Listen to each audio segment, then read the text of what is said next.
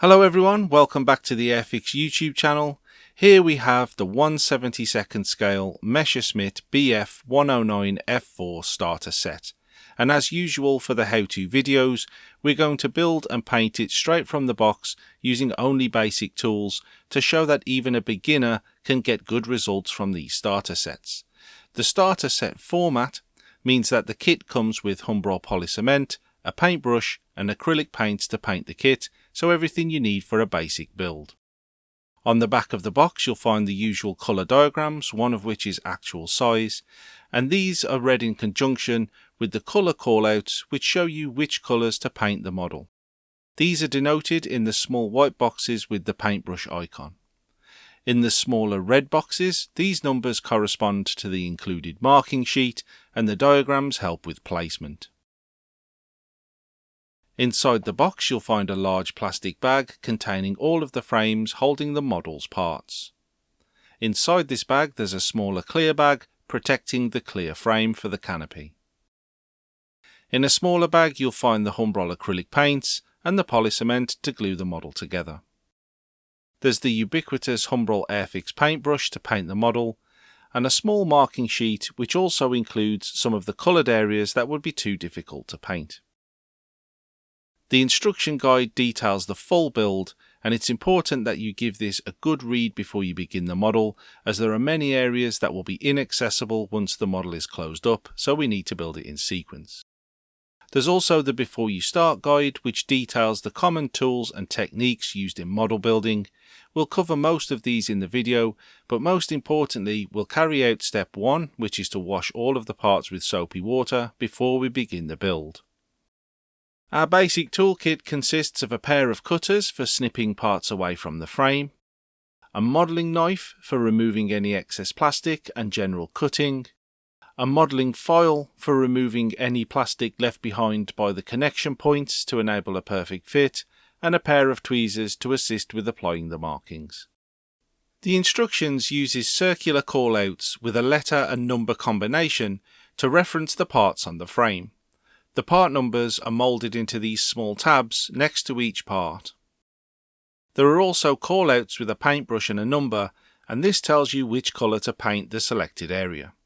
We need to paint these before the model can be glued together, so we've selected the corresponding paint from the box, and you can see that it's settled while the kit has been in storage. This isn't a problem, we just need to give the paint a stir to restore its original consistency. After about 20 seconds the paint is completely usable again, and we can transfer a small amount of the paint into our palette using the paintbrush supplied with the kit. A couple of drops of ordinary tap water are then added and everything stirred together. This thins the paint down slightly, lengthening its drying time and enabling it to self-level on the surface of the model. However, it also reduces the opacity of the paint, so we'll have to add 2 separate layers to build up the colour coverage. Because we're using a thinned down water-based acrylic directly onto bare plastic, there may also be some areas where surface tension prevents the paint from sticking to the model. By using short fast strokes of the brush you can overcome this, and once the initial layer is down and completely dry, a second layer is applied over the top. At this point we can skip further ahead in the instructions and paint any other parts that need number 33 with a couple of coats. We then switch to number 33 matte black and repeat the process, stirring the paint, transferring it to the palette and diluting it slightly with tap water. Any parts which need number 33 are then given a couple of coats, allowing the paint to dry fully between applications. This included some detailed areas such as the tyres for the landing gear. These require a little bit more patience and care, allowing the brush to locate into the recessed details around the wheel hubs, and this helps to guide the brush around. With the paint completely dry, we can snip the parts from the frame using the cutters. We do this slightly away from the surface of the model to avoid the cutters damaging the visible exterior. This leaves a small protrusion of the connection point that needs to be trimmed away with the modelling knife as close to the surface of the model as we can. These connection points, if we don't get rid of them completely, will interfere with the fit of the parts. Some of these are on the mating surfaces on this model, as this limits the amount of work that has to be done on the visible exterior of the kit. Once we've removed the connection points, we'll test the fit without any glue in a process known as dry fitting. Once the fuselage is cleaned up, we can remove the cockpit and the rear wheel using the same process. However, the rear wheel has been painted, so after filing away the remnants of the connection point, we just need to touch that area up with a little bit of number 33 matte black to cover up where the connection point was. With everything cleaned up and ready to go, we can begin assembly by adding some polycement to the mounting points for the cockpit tub and then pushing this part into position. This is held for a few seconds just while the polycement takes hold. We can add a small amount of glue around the slot on the front of the fuselage and then push the exhaust section through, taking care not to get any polycement on the painted areas. This is pushed through until the exhausts protrude, and then we can glue the tail wheel into place in the slot at the back of the aircraft. With those details in position, it's time to close the fuselage, and we'll add polycement in the areas shown in yellow in the instructions. We're concentrating the glue along the inside face of all of these mating surfaces, so that any excess glue will bubble into the aircraft rather than out onto the visible surface of the model when the two halves are pressed together. To hold everything securely while the glue is curing, we can add clothes pegs to the fuselage section just to clamp everything together and prevent any gaps opening up while the glue is still wet. The next portion of the build involves the wings. These are snipped from the frame and cleaned up with the exact same process we used on the fuselage, taking care to remove all traces of the connection points before dry fitting the parts. When the fit was perfect, polycement was added, and again this was concentrated towards the inside of the model to prevent any excess glue from bubbling out onto the visible surface. With the parts pressed together, clothes pegs were used to hold everything while the polycement fully cured. We then need to join the fuselage to the wings, and for this we wanted a bit more control over the polycement, so a small section of the kit's box was cut away to form a pallet where we could hold some of the polycement, and a small card applicator which we could use to carefully transfer it to the model. A bead of polycement was placed very tight into the wing root so that when we pressed the fuselage assembly down onto the wings, there was no danger of any excess glue bubbling out onto the most visible parts of the finished model. The applicator also came in very handy for applying small amounts of polycement to the details, such as the horizontal stabilizers and all of the detail parts on the front end of the fuselage. Moving on to the painting of the exterior, the number 65 paint was given a stir, transferred into the palette, and diluted with about 30% tap water, just like we showed earlier in the video. This was then painted onto the underside of the model, and as you can see, the initial application dries very streaky. This is because of the reduced opacity from adding the tap water. A second, and if necessary a third coat of this paint would build up the colour coverage, but because of the additional drying time would dry with a lovely smooth finish.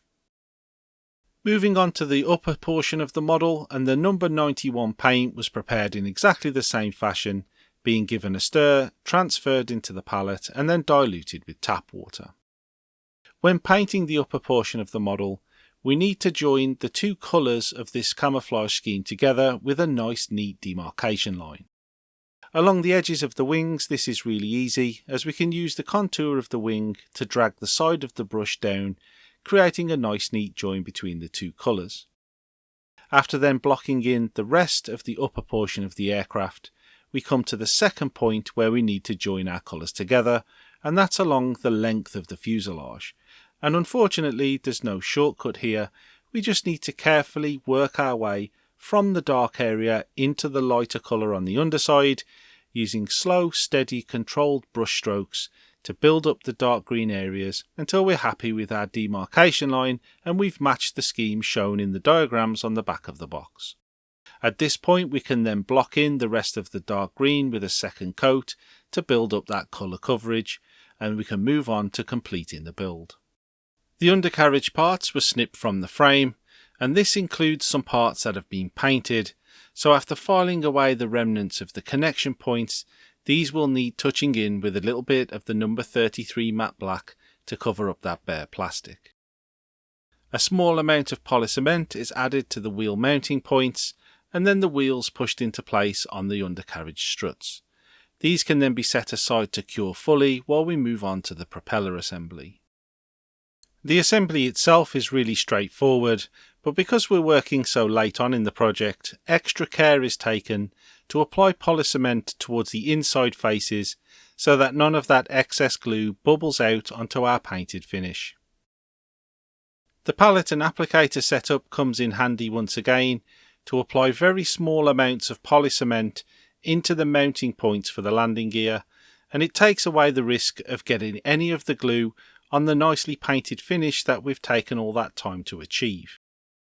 With the landing gear in place and checked for alignment, we can glue the propeller into position and then move on to adding the canopy. The clear frame is snipped away, with a small portion left behind to operate as a handhold. Any excess plastic lugs are snipped away with the cutters and the connection points filed down, and then some number 91 paint is used to paint the canopy's frame. The frame is represented as a raised detail, and this helps to catch the bristles as the brush is moved over the surface and transfer the paint only onto the frame.